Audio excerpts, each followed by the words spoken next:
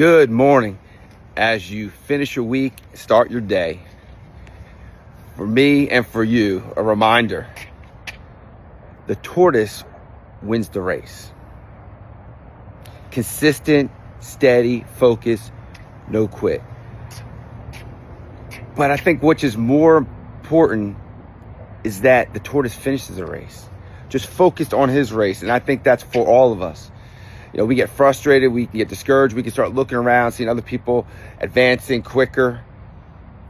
But my encouragement for you is to stay in it. Because the process strengthens you, develops you, sharpens you, grows you. And that finish line, that goal line is for the taking. Stay in it, live excellent, and actualize your goals. Ready? Go.